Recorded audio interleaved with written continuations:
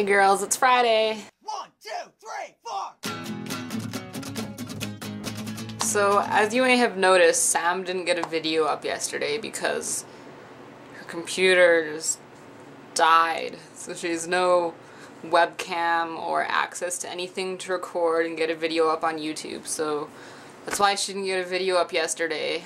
And I don't know, we'll see what happens and we'll see if she'll have access to anything, but if not, I'm sure we'll find a sub and we'll figure things out, but just keep enjoying the rest of the week until then and we'll see what happens next Thursday.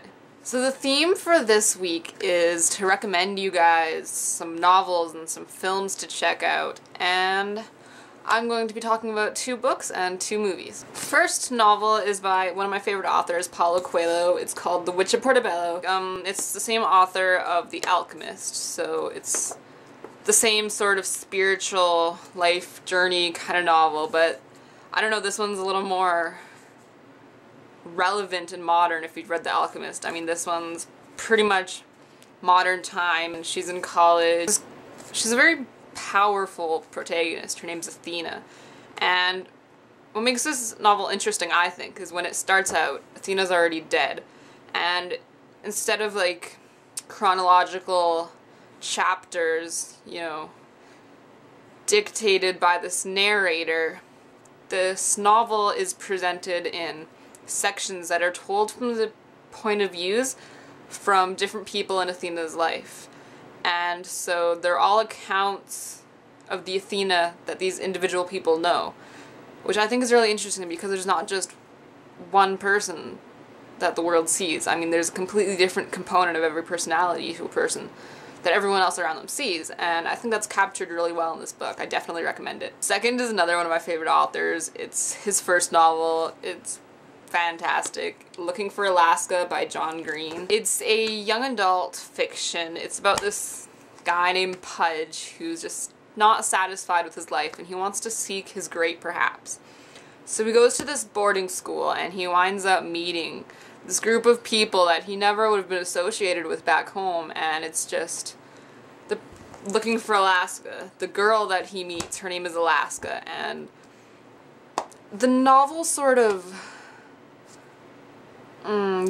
fueled by Pudge's love for Alaska, I suppose. I mean, it develops throughout the novel. It's obvious straight off the bat that he's like, wow, Alaska, this girl is fantastic.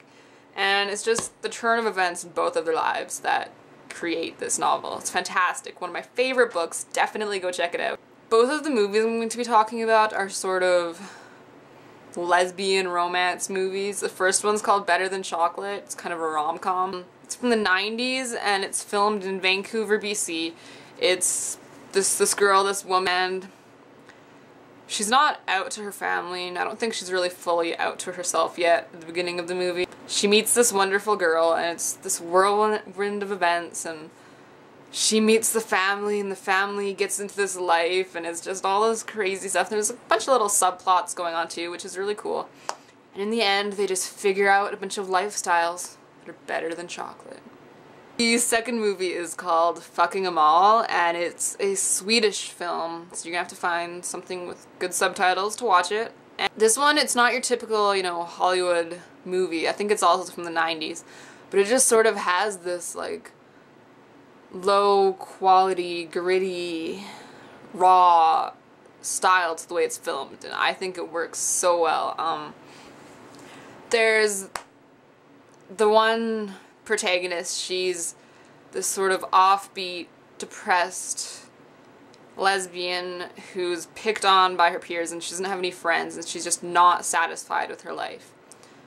She's in love with this other girl who's just sort of, you know, the party child. She's really popular, she hangs out with lots of people, she's had lots of boyfriends, she's the life of the party, and their paths cross. Phoebe, I'll see you tomorrow.